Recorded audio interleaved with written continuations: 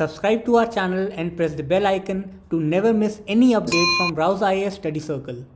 Join the only official Telegram channel of Rouse IAS Study Circle to get the relevant materials and important updates. Hello and welcome to the Daily News Simplified. The what, why and how of the newspaper analysis from a civil service examinations perspective. So today we are going to discuss the Hindu Delhi edition dated 2nd August 2022. The topics which are to be discussed have been displayed on your screen and a timestamping of the same has been provided in the description box below. This topic has appeared at page number 6 and is very relevant from the civil service examinations perspective. This topic reads language as a barrier. The context of this very topic is that recently our Honorable Home Minister Mr. Amit Shah has said that the higher education must also be taught in the local or vernacular languages. So this topic from the examination perspective comes under the syllabus scheme of General Studies Mains Paper 2 in the section of social justice, because this section specifically mentions the issues relating to the development and management of the social sector or services, and among these social sector, education is also the one. So that is why in today's session we are going to learn that what are the various dimensions associated with this particular theme. So with the help of this flowchart, we will discuss that what is the basic rationale or merits of the local languages in the higher education, what are the various issues or concerns, and what are the recent steps which are taken by government in order to promote the local or vernacular languages in the higher education. So first we will discuss the rationale or the merits of the local language in higher education. The first and the foremost thing is that data suggests that around 95% of the total students receive their primary education in the mother tongue. So that is how their cognitive capabilities are developed in the mother tongue. Now because during the childhood the students talk with their friends, they talk in family, they socialize themselves with the help of the mother tongue, and that is why it is said that the language which children understand, that very language should be the medium of the education and instructions to them. And because 95% of the students are developing their cognitive capabilities in the mother tongue, and hence it becomes a very strong rationale to provide them higher education also in the local languages. Second, the data also suggests that despite the fact that many of the students nowadays are entering into the English medium schools, but still when they have to learn certain topics and when they search on the search engine that is YouTube, mostly they search about a certain concept in Hindi or in their local language. For example, let us say that a student has to learn about theory of relativity. So many of the students on YouTube or on other search engines, they write theory of relativity in Hindi or theory of relativity in Tamil. That is the language in which they can understand. Once they understand the concept, then obviously they can write it in English in their examination also. But for understanding, the search engines suggest that most of the students do look for the explanation in the local versions. The third important thing is that if we are able to provide the local language based education in the higher institutions, then there are chances of increasing the gross enrollment ratios also. Now, increasing the gross enrollment ratio is one of the objective of our National Education Policy 2020 also, and therefore the vernacular language in higher education can help us to achieve that very objective. The fourth point is that including the vernacular language in the model of hybrid approach can increase the local to global exposure of various students. Now, what is this hybrid approach? This hybrid approach basically means what happens is that many of the technical education cannot be translated verbatim in the local languages because there are certain technical words which are specific to that very language. And therefore it is said that one language cannot be completely translated into the another language. So to resolve this particular issue, what we can do is that we can go for the hybrid approach. Hybrid approach is the language in which we generally talk. Generally we talk in the combination of certain languages, for example Hindi and English.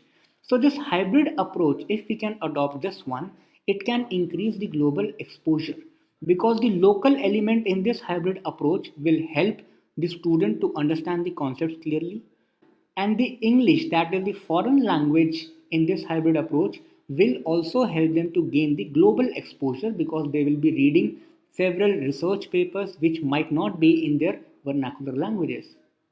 And the last important aspect is that if we can promote the local languages, in a way we will be securing, preserving and promoting the India's language as well as culture. So, despite all these merits, now we should also talk about the concerns or the issues which are associated with this. The first and the foremost issue is that yes, we agree that most of the cognitive capabilities are developed with the help of the mother tongue, but still the learning outcomes cannot be guaranteed if we are able to provide the education in the local languages. There is a reason, because again every year there are several students which fail their language examination. For example, students belonging to the Hindi heartland areas might not necessarily pass the Hindi examination. So this means that despite the examination being taken in the local language, despite the instructions being given in the local language, still the learning outcomes are not guaranteed. Yes, we can communicate in some language, but to understand the intricacies of that language, to understand that language in a proper grammatical sense, it requires some learning. The second issue is of politicization. Now, many a times it has been observed that several leaders do talk about including the local language in the higher education, but their prime objective is to garner the votes on the basis of that linguistic criteria. Their objective is not to increase the research and development on ground. They are not willing or they are not motivated to reform the education system per se. The only thing through which they are motivated is the number of votes on the basis of that particular language. The third issue is, obviously we can understand this, that there is a lack or dearth of material available in the local languages. For example, if you have to study engineering, if you have to study law, if you have to study medical sciences, then we do not find adequate quality material in the local languages. And the fourth important thing is institutional inertia. Now let us understand this with the example. Now if we want to promote the local language in the law stream, that is the students who are doing their law from universities, if we want to give them instruction in the local language, then do you really think that it will be of use until and unless our higher judiciary do not allow to use the local languages in their court proceedings? So there is an institutional inertia also, we need to break it first. Now, because our constitutional provisions are such that the higher judiciary proceedings take place in English only, so this is also one of the biggest concern. But yes, despite all these challenges, there are some rays of hope as well. The government recently has started certain schemes, there are certain steps which are being taken. For example, the first is the National Education Policy 2020. Now, NEP 2020 suggests to include the local languages in the higher education. So that means it gives us a policy backing. Then recently AICTE has granted approval to 19 engineering colleges being operated in 10 states which have included the local language based instruction in their engineering streams. So again, this is also one of the positive developments, because it is showing the path that AICTE has begun approving those colleges who are promoting the local languages. The third thing is the council, that is AICTE, has also developed a translation automation AI tool, that is artificial intelligence based tool, which translates the English online courses in 11 Indian languages. Then government has also started the Swayam portal, and this portal is also offering some of the most popular courses in Indian languages. So the thing is that government is coming up with certain steps in order to promote the vernacular languages, the local languages in the higher education. So now let us revise this topic in brief once again. The rationale or the merits for promoting the local language in the higher education is that 95% of the students are getting their primary education in their mother tongue. There is a very high demand despite the fact that many of the students are into the English medium. Including the local languages in higher education can have a significant impact on increasing the gross enrollment ratios in higher education, especially of women. Fourth, the hybrid approach can increase the global exposure to the local students. And fifth, it will also help us to strengthen and promote our language and culture. But then we discussed that there are certain issues as well. The first issue was that the learning outcomes are not guaranteed even if we promote the local language in higher education. Second, there are chances of politicization of matter. Third, there is a lack of quality material which can help the students to enhance their skills. And fourth, there is an institutional inertia also. And therefore, the government has taken steps like National Education Policy 2020, approving several engineering colleges which are promoting the local languages, developing an artificial intelligence based tool which can translate the English online courses in other languages, and opening an online portal which is offering some of the most popular courses in Indian languages. This topic has appeared at page number 7 and the topic reads Working Towards the Animal Health. Though this topic is specifically about the animal health, but this topic gives us a different perspective also. This topic also talks about the importance of animal health for the human health as well. And this is the very context of this particular topic. We all know that COVID-19 pandemic was one of the diseases which has shut down the global economy. And if we closely analyze the spread of COVID-19 disease, we come to a conclusion that there has been a greater collaborations and synergies between research on human health as well as the animal health. As far as this syllabus is concerned, this topic falls under the General Studies Paper 2 section under the subsection of the social sector which specifically mentions health.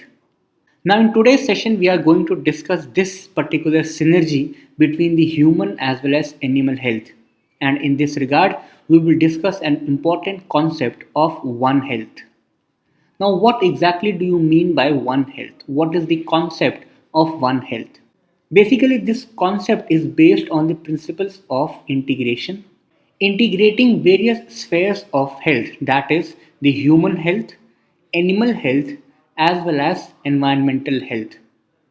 If we take all these components of the health together, we develop a thing which is known as One Health.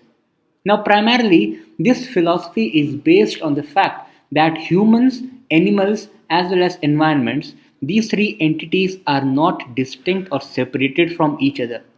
These entities are interlinked with each other, and hence, if we have to take care of any one particular component, let's say human health, then we also have to take care of environmental health as well as animal health. If we analyze the present situations in the health sector, we witness that there has been a growing in zoonotic diseases. Now, what are zoonotic diseases? The diseases which are spread from animals to humans. And the statistics indicate that from the period of 2000 to 2010, there have been around 9500 or let's say 9600 instances of disease outbreaks, of which 60% diseases were zoonotic in nature. Now, what can be the example of zoonotic diseases? For example, rabies. Similarly, the data also suggest that incidences of the disease outbreaks across the globe have been increasing at a compound annual growth rate of 6%. And talking specifically about India, these diseases pose a huge economic challenge as well. The annual outbreak of these zoonotic diseases translates into an estimated annual loss of $12 billion to the Indian economy. And this makes it very significant that to deal with these diseases, we have to follow this One Health concept which relates the environmental health, human health, as well as the animal health. Now, here we must also understand that why this scenario is rising, why there has been growing instances of zoonotic diseases, And this will gives us a signal, a reflection that why the concept of One Health is important for policymakers to design, implement and execute the policies in this very direction. Now, as we all know that human populations are growing, and because of the growing of the human population, the humans are expanding to the newer areas, and as a result, the animal human contact is increasing. Because of this close contact between the animals as well as humans, for example, in the form of livestock, in the form of food habits, let's say meat or dairy products, the interaction between animals and humans is rising. And that is why the close contact with animals and their environments provides more opportunities for diseases to pass between animals and people. Similarly, we all know that because of the climate change and associated changes in land use, because of deforestation, encroachment, urbanization, and industrialization, as well as several agricultural practices, the environmental conditions are not same. There has been a lot of ecological imbalance across the world which is disturbing the health of environment as well. And we also know that if the environmental health is damaged, then it has a direct bearing on the human health as well. For example, because of the climate change, the environment related disasters increase. Let's say that there has been an increase in the heat waves. Now, these heat waves have a direct impact on the human health. And the third aspect is that with the development of modern transportation means, there has been a large scale migration of not only the people but also the animals as well as animal products. The migration is taking place across the national as well as international borders, and this has resulted into a very fast rate of spread of diseases across the world, and that is exactly what we witnessed during the COVID-19 pandemic. Because of this increase in travel and trade, the diseases are able to spread quickly across the borders around the globe.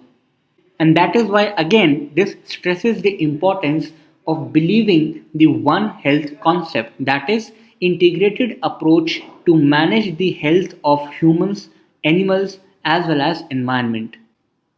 Now the question arises that what exactly are the common One Health issues? The One Health issues include zoonotic diseases, antimicrobial resistance. You know what is antimicrobial resistance? So now what happens is when the humans consume a lot of antibiotics, then the microbes in the human body become resistant. They become habitual of those antibiotics. And that is why they become resistant to these antibiotics, and hence antimicrobial resistance develops. The another issue of the One Health is that it also impacts the food safety as well as the food security, vector-borne diseases, environmental contaminations, as well as other health threats shared by people, animal, and the environment. For example, the first is antibiotic resistant germs. Now, these germs can quickly spread through various agents. For example, there can be a community transfer, they can be transferred through food supplies, they can also be developed in the healthcare institutions or the facilities, as well as from the environment also. And that is why this rapid spread of antibiotic resistant germs make it harder to treat certain infections in animals as well as humans. The second important thing is the vector borne diseases. Now, in the backdrop of climate change and global warming, we know that the average global temperature is rising. And because of the rising temperature, the vector borne diseases are also rising. The third component is the diseases in the food animals, and they can threaten the suppliers, livelihood, as well as economies at local, regional, as well as national level. And hence, an important thing here to be understood is that the One Health concept starts from the regional level and it goes up to the international level. And that is why the policymakers must take this thing into account as well. And that is why it is said that the human animal bond can help improve the mental well being.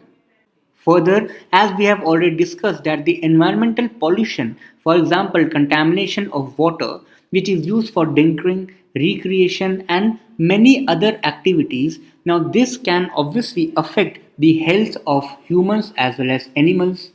So here we can see that how the environmental factor has directly impacted the health of people, that is humans as well as animals. So, this discussion makes us believe that the health is not a delineated subject as far as the humans, animals, and environment is concerned. And in this very regard, World Health Organization has taken a lead in developing and promoting this One Health concept and making the countries aware about the relevance of this particular concept so as to make the policies in this very regard. This topic has appeared at text and context page. This topic is basically from the science and text section, and the context of this very topic is that recently a company has predicted the 3D structure of a protein. The company has done so by using a tool which is known as AlphaFold. And that is why, from the prelims perspective, you should be aware about the alpha fold as well as certain key facts regarding the proteins in our body. So, basically, proteins are the large complex molecules that play many critical roles in the body. Primarily, they are made up of smaller units called amino acids, and there are around 20 different types of amino acids that combined to make a protein. These proteins are very significant for the human body because most of them work in cells and are required for structure, function, and regulation of body's tissues as well as organs. Now, there are some genetic instructions in the human body, and these genetic instructions govern the structure of the amino acids or the sequences of the amino acids. These genetic instructions are present in the organism's DNA. These instructions are responsible for the sequencing of amino acids. And this sequence in turn determines the 3D structure of some protein. And it is to be understood that each protein has its unique three-dimensional structure. And this structure is precisely predicted by AlphaFold technology. In this diagram, you can see that there are certain 3D structures of the protein.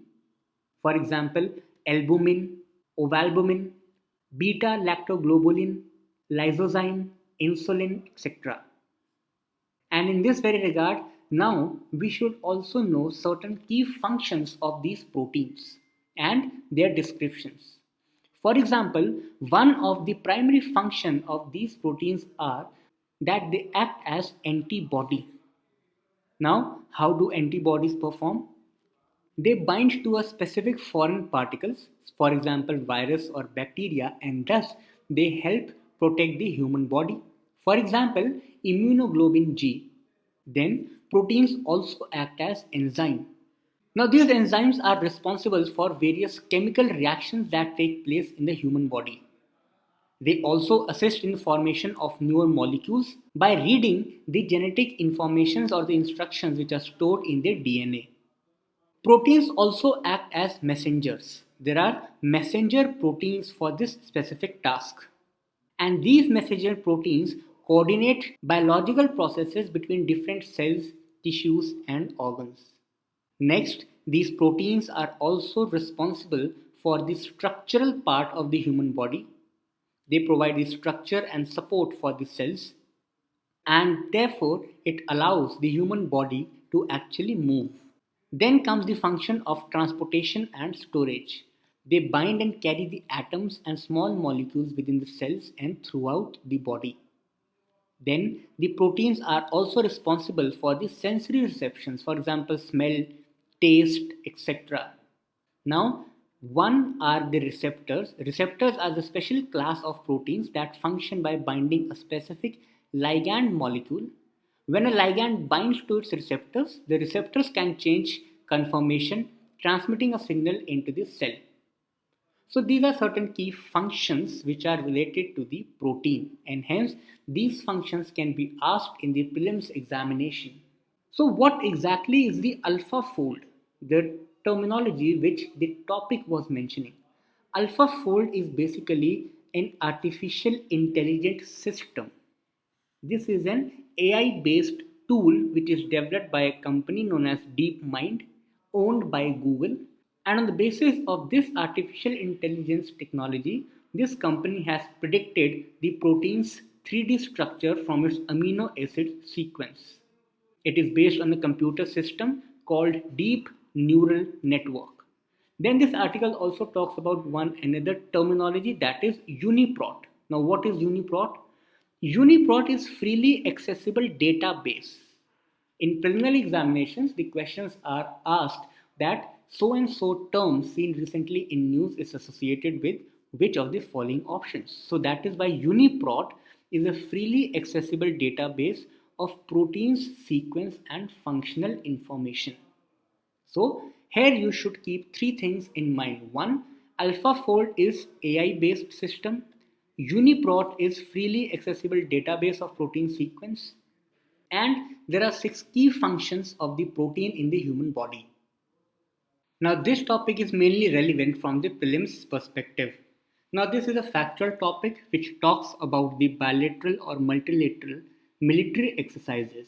Now in the preliminary examination, such factual topics become very important because the military exercises, for example army, navy or air force exercises in which India is a partner, becomes very significant. And that is why among all the present exercises, the today's newspaper has covered the pitch black exercise. Now this exercise is going to be held in Australia, and this exercise will be joined by IAF, that is Indian Air Force, along with 16 other nations. Among these 16 nations, all the Quad members are participating. Now this is a biennial exercise, that means it takes place every 2 years. The last exercise was conducted in 2018, but there was no exercise in 2020 because of the COVID pandemic.